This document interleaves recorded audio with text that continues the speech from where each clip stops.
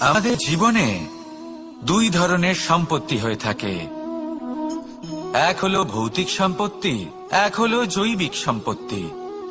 অর্থ, সম্পদ, সুবিধে, খাদ্য এইসব ভৌতিক সম্পত্তির মধ্যে পড়ে। ব্যক্তি, মিত্র, পরিবার, আমাদের আপনজন, আত্মীয় স্বজন সব জৈবিক শ্রেণীতে পড়ে। আর প্রত্যেক মানুষের পক্ষে এই বিভাজন বোঝা অত্যন্ত আবশ্যক, কারণ মূলত আমাদের ব্যবহার দুই রকমের হয়ে থাকে। হয় আমরা ভালোবাসি বা আমরা সদ্ব্যবহার করি। আর সবথেকে বড় ভুল আমরা তখন করি যখন আমরা বুঝতেই পারি না যে ভালোবাসবো কাকে আর ব্যবহার করব কাকে। আমরা ভৌতিক সম্পত্তি ভালোবেসে ফেলি আর ব্যবহার করি জৈবিক সম্পত্তিকে, যেখানে এটা অনুচিত। জৈবিক সম্পত্তিকে ভালোবাসুন আর ভৌতিক সম্পত্তিকে ব্যবহার করুন। যেদিন আপনার মধ্যে এই বোধ জাগ্রত হবে যে কাকে ভালোবাসবেন আর কাকে ব্যবহার করবেন, সেই দিন আপনার জীবনে শুধুই শান্তি বিরাজমান হবে। আর তখন এই মন প্রসন্ন হয়ে বলবে, রাধা রাধা। কাল, আজ এবং কাল, আমাদের সমগ্র জীবন এই তিনটির আশেপাশেই ঘুরতে থাকে। আমরা সবসময় বিগত সময়ের বিষয়ে ভাবতে থাকি। অতীতে যদি আমাদের দ্বারা কোনো ভুল হয়, সেই বিষয়ে ভেবে ভেবে আমরা সবসময় অনুতাপ করতে থাকি। এটা উচিত নয়। দেখুন, অতীতের থেকে শিক্ষা লাভ করা অত্যন্ত আবশ্যক, কিন্তু সেই ভুল যাতে আবার না হয় সেই কাজটা কিন্তু আপনাকে বর্তমানেই করতে হবে, তাই না?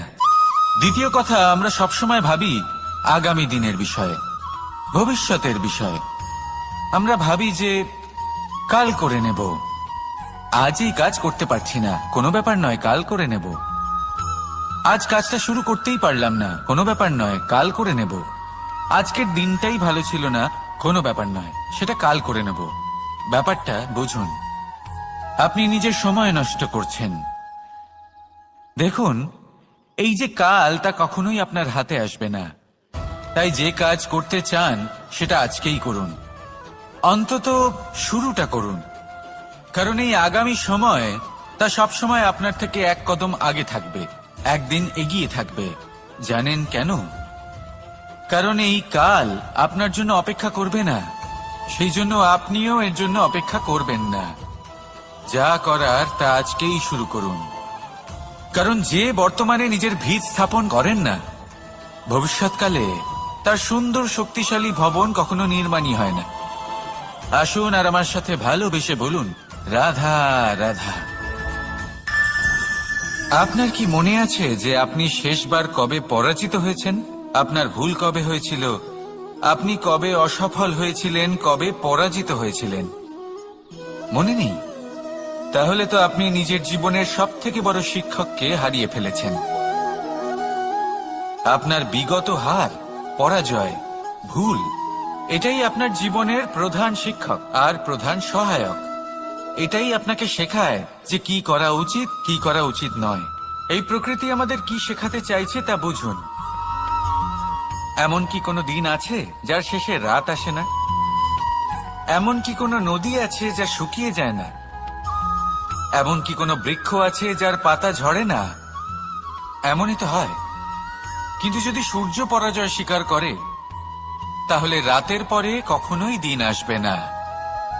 যদি নদী হার মেনে নেয়, তাহলে সে আবার বর্ষা ঘটাতে কখনোই সাহায্য করতে পারবে না। যদি বৃক্ষ হার মেনে নেয়, তাহলে সে বসন্ত ঋতুতে না নতুন পাতার জন্ম দিতে পারবে আর না গ্রীষ্মকালে ছায়া প্রদান করতে পারবে।